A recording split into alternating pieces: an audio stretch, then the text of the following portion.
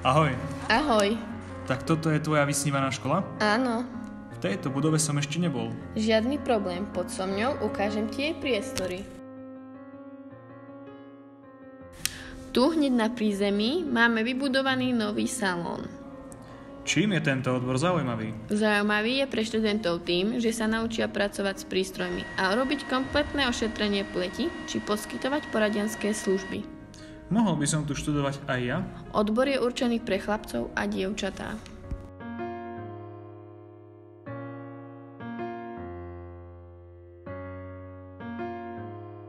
Ale ak ťa zaujíma chémia, máme tu odbor biotechnológia a farmakológia. Čo všetko sa tu môžem naučiť? Naučíš sa tu rôzne činnosti spojené s výrobnými procesmi. Prídeš si na svoje v laboratóriu chemickom, biologickom a mikrobiologickom. A čo uplatnenie? Uplatnenie nájdeš vo výskumných zdravotníckych zariadeniach či lekárniach. Myslím si, že už viem, prečo si vybrala práve tento odbor.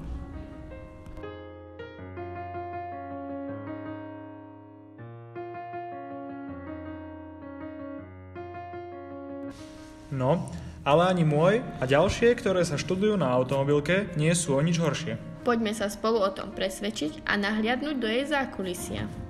Sme škola s dlhou tradíciou pre žiakov, ktorí chcú svoje životné smerovanie spojiť s automobilovým priemyslom a prácou okolo motorov.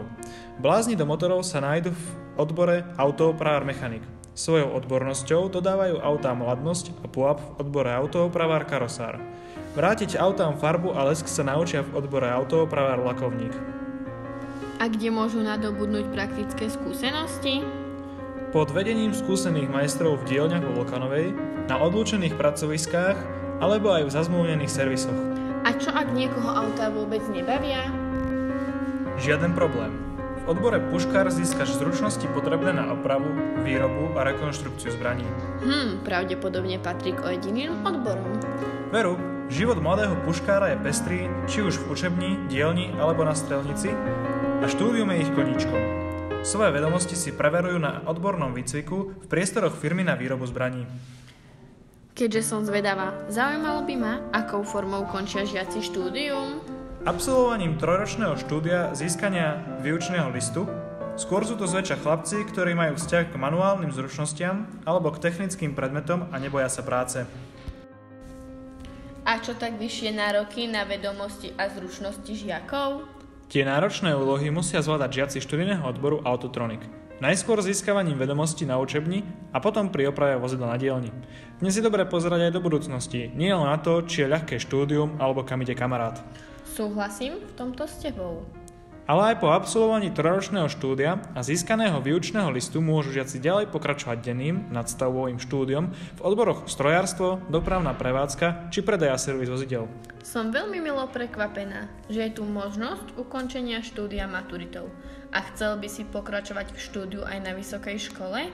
Ešte uvidím, ale nevylučujem ani túto možnosť. To je naozaj skvelé.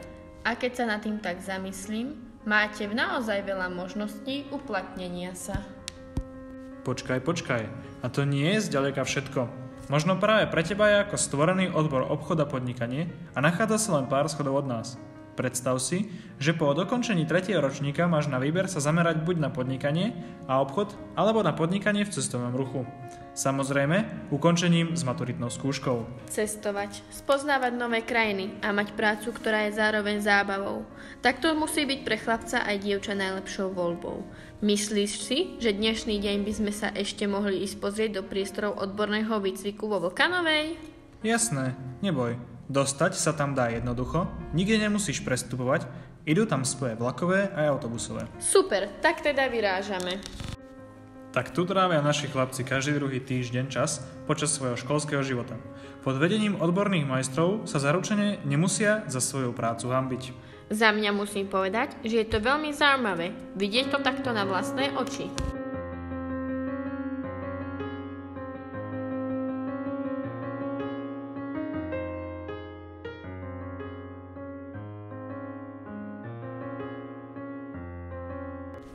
A kde sa momentálne nachádzame? Práve sme sa presunuli na Zvolenskú cestu.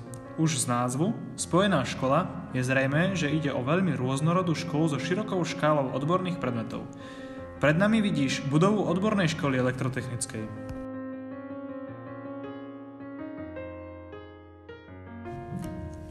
Tu sa vyučuje nový odbor mechanik-mechatronik pre všetkých tých, čo milujú robotiku. Ale ak ťa zaujíma programovanie a počítačová grafika, je tu odbor mechanik počítačových sietí.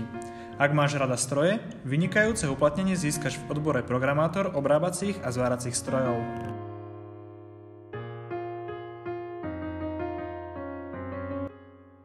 Perfektné, keďže nie všetci sú Bystričania. Aká je tu možnosť ubytovania?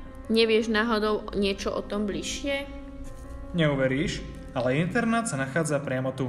A dokonca je zabezpečená aj možnosť stravovania sa. Som naozaj veľmi prekvapená, čo všetko sa dá v rámci jednej školy študovať. Taký široký záber má len málo škôl na Slovensku. Som presvedčený o tom, že sme si školu a zameranie vybrali správne. O tom nie je pochyb. Pridajte sa k nám A majte budúcnosť vo vlastných rukách.